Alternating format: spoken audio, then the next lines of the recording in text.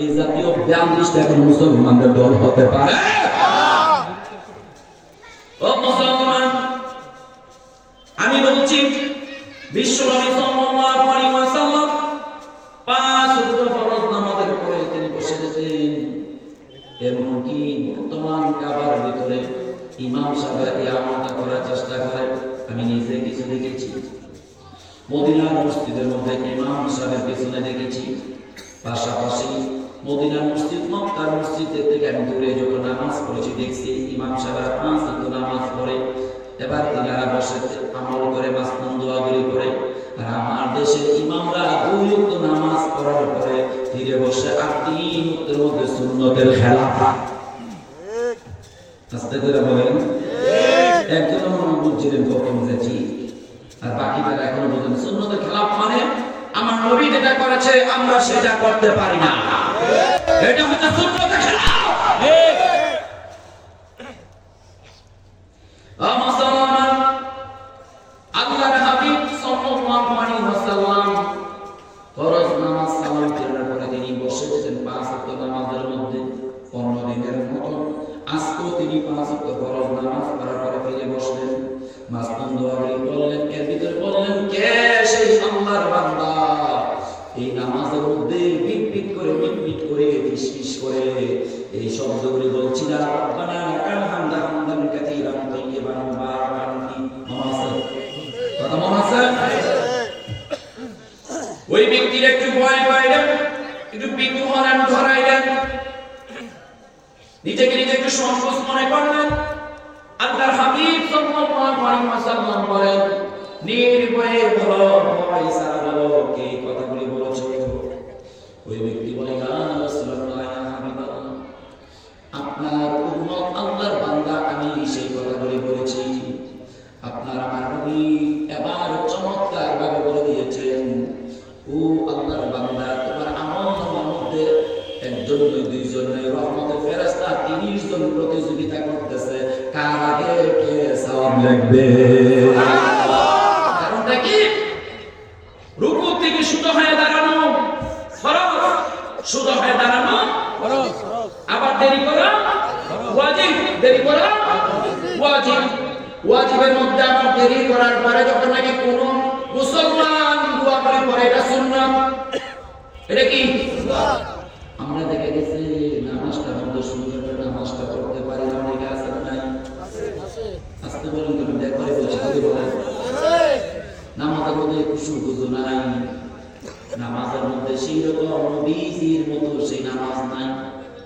2 সেজদার মাঝখানে কত সুন্দর দোয়া, 2 সেজদা করা ফরজ, কিন্তু 2 সেজদার মাঝখানে শুধুয়া দেরি করে বসা ওয়াজিব। এই ওয়াজিবের মধ্যে দোয়া আছে না নাই?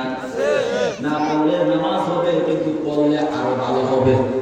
পড়লে বলেন বলেন, আল্লাহর হাবিব সাল্লাল্লাহু আলাইহি ওয়াসাল্লাম তিনি রুকু থেকে দাঁড়ায়া যখন শুরু হয়ে পিরানের মতো হাম্বার মতো খুঁটির মতো দাঁড়ায় যাবেন, আল্লাহু আকবার, পিরানের মতো খুঁটির মতো দাঁড়ায়া তিনি পড়তেন। আর যে কথাগুলি বলতেন ওই সাহাবী সেই কথাগুলি পড়ে শুনে তিনি আমল করলেন। শোনার পরে তিনি আমল করেছেন। এবার বিশ্বনবী বলেন, তোমার আমল আমার মধ্যে 30 জন রহমতের ফেরেশতারা সওয়াব লেখার জন্য প্রতিযোগিতা করতেছে। সুবহানাল্লাহ। সাহাবী চোখের পানি ছেড়ে দিয়ে বলেন, ইয়া রাসূলুল্লাহ, ইয়া হাবিবাল্লাহ, কোন এক সময় আপনার জবান মুবারক থেকে আমি শুনেছিলাম কথাগুলি, বাক্যগুলি, শব্দগুলি আমি চেষ্টা করি আমি আমল করার জন্য। সেই দিন থেকে সকল সাহাবী উপস্থিত যারা ছিলেন মুসল্লিরা, পরবর্তী থেকে সেই সময় থেকে পরবর্তী পর্যন্ত তারা আমল করতেছে। আমরা করব না স্যার? ও মুসলমান, কোন দিকে যাব? ভূমিকার ভিতরে বুখারী মুসলিমের ভিতরে আমি নিজে পেয়েছি 5টা এইরকম 5টা দোয়া। একই রকম সেম বলতে গেলে রব্বানা লাকাল হামদু ওয়া সারা, রব্বানা লাকাল হামদান কাসীরান তাইয়্যিবান মুবারাকান ফীহি। মক্কার যে সেবক অর্থাৎ সহকারী ইমাম মুকাদ্দিম, সেও করে রব্বানা লাকাল হামদ, আবার অনেক সময় করে রব্বানা ওয়া লাকাল হামদ। আবার কিতাবের মধ্যে আছে কেউ বলতে পারে আল্লাহুম্মা রব্বানা ওয়া লাকাল হামদ, আল্লাহুম্মা রব্বানা লাকাল হামদ, আল্লাহু আকবার।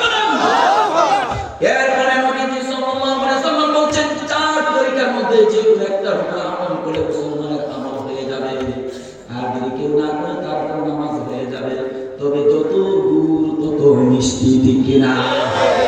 বিশ্বনবী সাল্লাল্লাহু আলাইহি ওয়াসাল্লাম দুই সাজদার মাঝখানে তিনি দোয়া শিখিয়ে দিয়ে গেছেন, কেউ যদি পারে রব্বি গফিরলি পড়বে।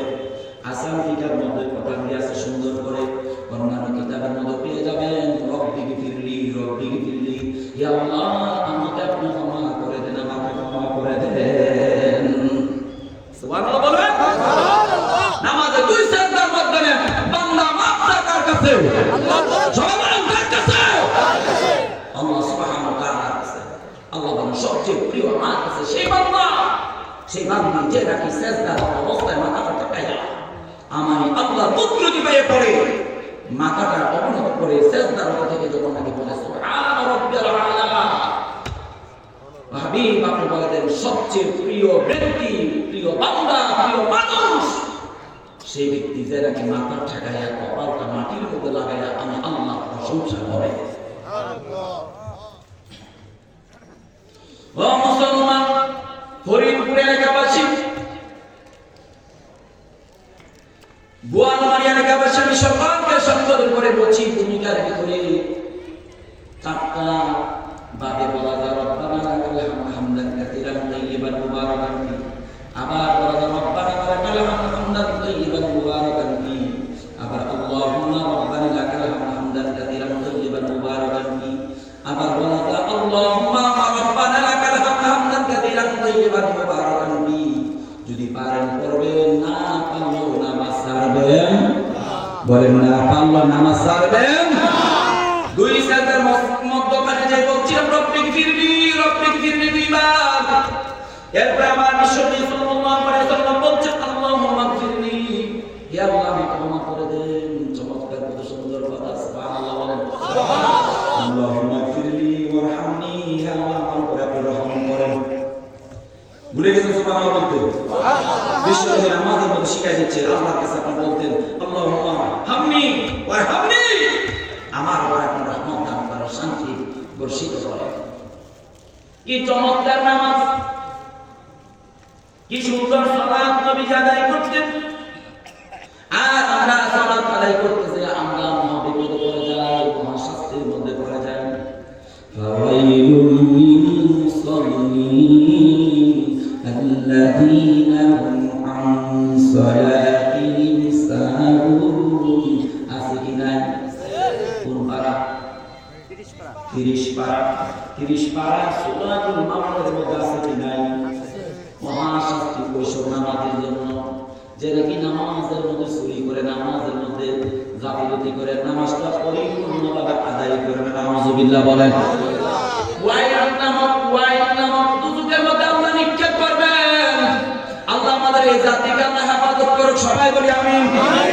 ও মুসলমান, নামাজের মধ্যে আমি নামাজটা যদি সুন্দর করে না করতে পারি, আমার মনে হতে পারে আজকে ঈশার নামাজ যেটা আদায় করেছি, ফজর নামাজ আমার জীবনের আর নাও হতে পারে।